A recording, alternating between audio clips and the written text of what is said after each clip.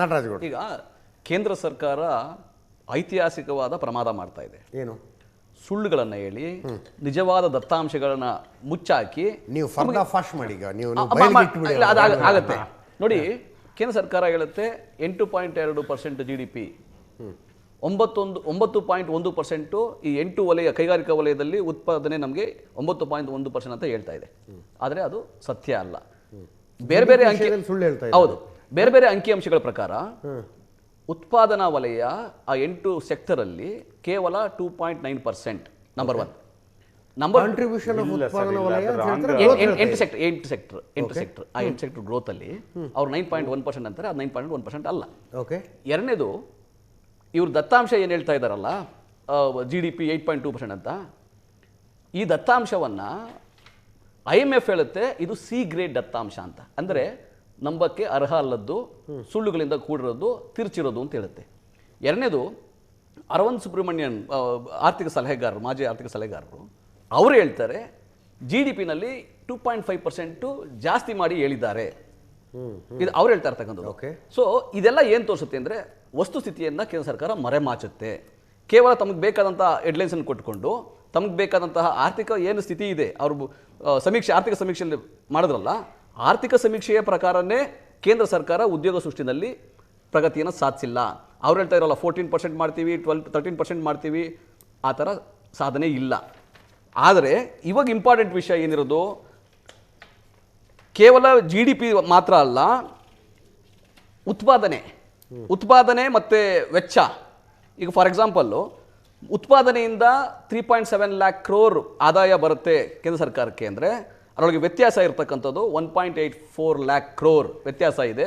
47% ಅವರು ಫರ್ಜಿ ಡೇಟಾವನ್ನು ಕೇಂದ್ರ ಸರ್ಕಾರ ಕೊಡ್ತಾ ಇದೆ. 47% ಫರ್ಜಿ ಡೇಟಾವನ್ನು ಕೊಡ್ತಾ ಇದೆ. ಹಾಗಾಗಿ ಇನ್ವೆಸ್ಟ್ಮೆಂಟ್ಗೆ ಯಾರಿಗೂ ಆಸಕ್ತಿ ಇಲ್ಲ ದೇಶದಲ್ಲಿ. ಒಳ ಅರಿವಿಗಿಂತ ಏನು ದೇಶದಲ್ಲಿ ಏನು ಬರ್ತಾ ಇದೆ, ಒಳ ಅರಿವಿಗಿಂತ ಹೊರ ಅರಿವು ಜಾಸ್ತಿ ಆಗ್ತಾ ಇದೆ. ಇನ್ವೆಸ್ಟ್ಮೆಂಟ್ ಆಚೆ ಹೋಗ್ತಾ ಇದೆ ದೇಶಕ್ಕಿಂತ ಅಂತ. ನಟರಾಜಗೌಡ್ರೆ,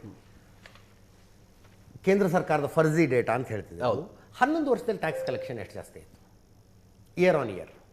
ಇಲ್ಲ, ಅದು ಪರ್ಸೆಂಟೇಜ್ ಅದೇನು ಗೊತ್ತಾ, ನ್ಯಾಚುರಲ್ ಗ್ರೋತ್ ಅನ್ನೋದು ಇರ್ತದಲ್ಲ, ನ್ಯಾಚುರಲ್ ಗ್ರೋತ್ ಟ್ಯಾಕ್ಸ್ ಕಲೆಕ್ಷನ್ ಆಗೇ ಆಗುತ್ತೆ. ಈಗ 9 ಕೋಟಿ ಜನ ಅಂದ್ರೆ ನೀವು ಹೇಳೋದು ಚಟುವಟಿಕೆ ನಡೀತಾ ಇಲ್ಲ, ಉತ್ಪಾದನೆ ಆಗ್ತಾ ಇಲ್ಲ, ದ ಪರ್ಸೆಂಟೇಜ್ ಸೆಕ್ಟರ್ಗಳು ಬಿದ್ದು ಹೋಗಿದಾವೆ, ಬಟ್ ಟ್ಯಾಕ್ಸ್ ಕಲೆಕ್ಷನ್ ನ್ಯಾಚುರಲ್ ಆಗಿ ಜಾಸ್ತಿ ಆಗ್ತಿದೆ. ಈಗ 9 ಕೋಟಿ ಜನ ಟ್ಯಾಕ್ಸ್ ಕಟ್ತಾರೆ, ಇನ್ಕಮ್ ಟ್ಯಾಕ್ಸ್ ಕಟ್ತಾರೆ. 9 ಕೋಟಿ ಜನ ಮುಂಚೆ ಎಷ್ಟು ಕಟ್ತಾ ಇದ್ರು?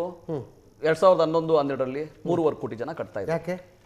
ಅದನ್ನ ಇನ್ಫಾರ್ಮಲ್ ಎಕಾನಮಿ ಏನಿತ್ತು, ಅನ್ಆರ್ಗನೈಸ್ ಸೆಕ್ಟರ್ ಏನಿತ್ತು, ಅದು ಆರ್ಗನೈಸ್ ಸೆಕ್ಟರ್ಗೆ ಬಂದಂಗೆ ಅಂತ ಅದು. ಸೊ ಯಾರು ಮುಂಚೆ ಒಬ್ಬ ಪ್ರೊಪ್ರೈಟರಿ ಟ್ರೇಡರ್ ಅಂಗಡಿ ಇಟ್ಕೊಂಡಿದ್ದ, ಅವನು GST ರಿಜಿಸ್ಟರ್ ಮಾಡಿಸಿ ಈಗ ಫಾರ್ಮಾ ಸೆಕ್ಟರ್ಗೆ ಬರ್ತಾನೆ. ಸೊ ಹಂಗಾಗಿ ಅವನು ಇನ್ಕಮ್ ಟ್ಯಾಕ್ಸ್ ಕಟ್ತಾನೆ. ಮುಂಚೆ ಇನ್ಕಮ್ ಟ್ಯಾಕ್ಸ್ ಕಟ್ತಿರಲಿಲ್ಲ, GST ಕಟ್ತಾನೆ, ಇನ್ಕಮ್ ಟ್ಯಾಕ್ಸ್ ಕಟ್ತಾನೆ. ಸೊ ಹಾಗಾಗಿ ಅದು 9 ಕೋಟಿಗೆ ಹೆಚ್ಚಿಗೆ ಆಗಿದೆ. ನಿಮ್ಗೆ ಆಗ್ಬೇಕಾದಂಥದ್ದು ಏನು, ಈಗ ಕೇಂದ್ರ ಸರ್ಕಾರನೇ ಹೇಳ್ಕೊಳ್ತಾರ ಲೆಕ್ಕ ಆಗಿದ್ರೆ, ಈಗ ಇಂಡಸ್ಟ್ರೀಸ್ ಜಾಸ್ತಿ ಆಗಿ ಫಾರ್ಮಲ್ ಎಕಾನಮಿ ಜಾಸ್ತಿ ಆಗಿ 20 ಕೋಟಿ ಜನ ಇನ್ಕಮ್ ಟ್ಯಾಕ್ಸ್ ಕಟ್ಟಬೇಕಾಗಿತ್ತು. ಆ ಲೆಕ್ಕ ಆಗಿದ್ರೆ ದೇಶದಲ್ಲಿ ವಾರ್ಷಿಕವಾಗಿ ಎಷ್ಟು ಜನ ವಿದ್ಯಾವಂತರ ಆಚೆಗೆ ಬರ್ತಾರೆ? 3 ಕೋಟಿಯಿಂದ 9 ಕೋಟಿಯ ತನಕ ಇನ್ಕಮ್ ಟ್ಯಾಕ್ಸ್ ಪೇಯರ್ಸ್ ಆಗಿದ್ದಾರೆ. 3.5 ಕೋಟಿಯಿಂದ 9 ಕೋಟಿ ತನಕ ಆಗಿದ್ದಾರೆ. ನೀವು ಹೇಳೋದು 20 ಕೋಟಿ ಆಗಬೇಕಾಗಿತ್ತು ಅಂತ. ಯಾಕಂದ್ರೆ ಕೇಂದ್ರ ಸರ್ಕಾರ ಹೇಳ್ಕೊಳ್ಳೋ ರೀತಿ ಆಗಿದ್ರೆ, ಯಾಕಂದ್ರೆ ಇದು ಅನ್ಆರ್ಗನೈಸ್ಡ್ ಆರ್ಗನೈಸ್ಡ್ ಆಗಿದೆ. Where is the manufacturing, where is the new companies, where is investment? ಕೇಂದ್ರ ಸರ್ಕಾರ ಈಗ ಎರಡು ಮಾತಿದೆ. ಕೇಂದ್ರ ಸರ್ಕಾರ ಅಲ್ಲಿಂದ ನಮ್ಗೆ ಏನು ಇನ್ವೆಸ್ಟ್ಮೆಂಟ್ ಬರುತ್ತೆ? ನೀವೇನು ಸುಳ್ಳು ಡೇಟಾ, ಸುಳ್ಳು ಅಂಕಿ ಅಂಶಗಳು ಅಂದ್ರಲ್ಲ, ಸುಳ್ಳು ಅಂಕಿ ಅಂಶಗಳನ್ನ ಕೇವಲ ಇಷ್ಟು ಮ್ಯಾನುಫ್ಯಾಕ್ಚರ್ ಆಯ್ತು, ಇಷ್ಟು ಉದ್ಯೋಗ ಸೃಷ್ಟಿ ಆಯ್ತು ಅನ್ನೋದ್ರಲ್ಲಿ ಮಾತ್ರ ಕೊಡೋದಕ್ಕಾಗೋದಿಲ್ರಿ. ಹಂಗಿದ್ರೆ GST ಕಲೆಕ್ಷನ್ ಸುಳ್ಳು ಅಂಕಿ ಸಂಖ್ಯೆ ಆಗಿರ್ಬೇಕು. GST ಕರೆಕ್ಟ್ ಆಗಿದೆ, ಬಂದಿರಿ ಇಷ್ಟು ದುಡ್ಡು ಬಂತು GST ಅಂತ ಹೇಳ್ತಾರೆ, ಸುಳ್ಳಾಗಿರ್ಬೇಕು. ಇಲ್ಲ, GST ಏನ್ ಗೊತ್ತಾ, ಎಲ್ಲಾ ಸರ್ವಿಸ್ ಸೆಕ್ಟರ್ ಅಲ್ಲಿ, ಎಲ್ಲಾ ಮ್ಯಾನುಫ್ಯಾಕ್ಚರಿಂಗ್ ಅಲ್ಲಿ ನೀವು GST ಆಡ್ ಮಾಡ್ಬಿಟ್ಟಿದ್ದೀರಿ. ಸೊ 18% GST ಕಲೆಕ್ಷನ್ ಮುಂಚೆ ಈ ತರ ಅಷ್ಟಿರ್ಲಿಲ್ಲ. ಇವಾಗ GST ಕಲೆಕ್ಷನ್ ಜಾಸ್ತಿ ಇದೆ. ಅದಲ್ದಲೆ ಈಗ ನಾವು ಮುಂಚೆ ಸಬ್ಸಿಡಿ ಕೊಡ್ತಾ ಇದ್ವಿ, ಯಾವ್ದ್ರ ಮೇಲೆ? ಪೆಟ್ರೋಲಿಯಂ ಉತ್ಪನ್ನಗಳ ಮೇಲೆ ಸಬ್ಸಿಡಿ ಇರ್ತಾ ಇತ್ತು 2013 ಮುಂಚೆ, 14 ಮುಂಚೆ. ನೀವೇನ್ ಮಾಡಿ ಸಬ್ಸಿಡಿ ತೆಗೆದಾಕಿದ್ರಿ. ಸಬ್ಸಿಡಿ ತೆಗೆದಾಕ್ಬಿಟ್ಟು ನೀವೇನ್ ಮಾಡಿದಿರಿ? ಜಾಸ್ತಿ ಎಕ್ಸೈಸ್ ಡ್ಯೂಟಿ ಹಾಕಿದಿರಿ. ಕಳೆದ 10 ವರ್ಷದಲ್ಲಿ 29 ಲಕ್ಷ ಕೋಟಿ ಕಲೆಕ್ಷನ್ ಆಗಿದೆ ಅದ್ರ ಪ್ರಕಾರ ಎಕ್ಸೈಸ್ ಡ್ಯೂಟಿಯಿಂದ. ಸೊ ನೀವು ಈ ಹಣದಿಂದ ನೀವು ತಗೊಂಡು ನಮ್ ಜಾಸ್ತಿ ಕಲೆಕ್ಷನ್ ಆಗ್ತಾ ಇದೆ ಅನ್ನೋದಲ್ಲ. GST ಕಲೆಕ್ಷನ್ ಜಾಸ್ತಿ ಆಗಿದೆ. ಫಾರ್ಮಲ್ ಎಕಾನಮಿಯಿಂದ ಇನ್ಫಾರ್ಮಲ್ ಎಕಾನಮಿಯಿಂದ ಫಾರ್ಮಲ್ ಎಕಾನಮಿಗೆ ಬಂದಿದೆ, ಅದಕ್ಕೆ ಕಲೆಕ್ಷನ್ ಜಾಸ್ತಿ ಆಗ್ತದೆ, ಅದಕ್ಕೆ 4 ಟ್ರಿಲಿಯನ್ ಆಗುತ್ತೆ, 5 ಟ್ರಿಲಿಯನ್ ಆಗುತ್ತೆ. ಅದಲ್ಲ, ನೀವು ಎಷ್ಟು ಉದ್ಯೋಗ ಸೃಷ್ಟಿ ಮಾಡಿದ್ರಿ ಆಕ್ಚುಲಿ. ನಾನು ಹೇಳಿದ್ರೆ ನಿಮಗೆ 2023-24 2.8 ಕೋಟಿ ಯುವಕರು, ವಿದ್ಯಾವಂತ ಯುವಕರು ನಿರುದ್ಯೋಗಿಗಳಾಗಿದ್ದಾರೆ.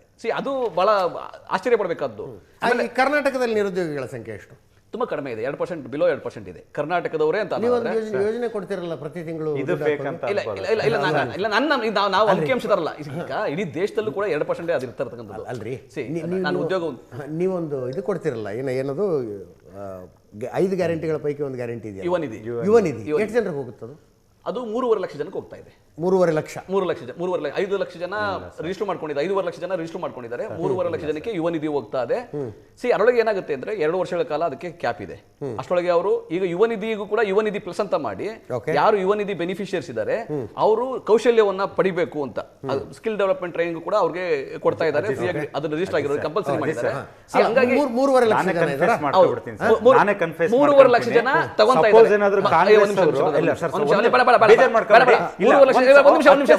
ತಗೊಂತಾ ಇದ್ದಾರೆ.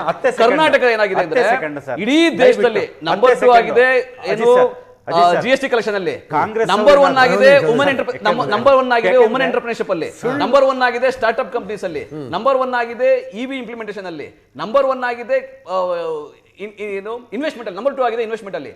ನೋಡಿ ಇಡೀ ದೇಶದಲ್ಲಿ ಮಹಾರಾಷ್ಟ್ರ ಬಿಟ್ರೆ ಕರ್ನಾಟಕ, ಅದು ಬಿಟ್ರೆ ತಮಿಳುನಾಡು, ಆಮೇಲೆ 5ನೇ ಪ್ಲೇಸ್ಗೆ ಗುಜರಾತ್ ತಗೋತೀವಿ. ಬಿಡಕ್ಕಾಗಲ್ಲ. ಅಂದ್ರೆ ಅದಾದ್ಮೇಲೆ ಕಿರಣ್ ರಿಜಿಜು ಹೇಳಿದ್ದಾರೆ ಹೊಸ ಸುಧಾರಣಾ ನೀತಿಗಳ ಘೋಷಣೆಯನ್ನ ಒಳಗೊಂಡಿರುತ್ತೆ ಬಜೆಟ್ ಅಂತ.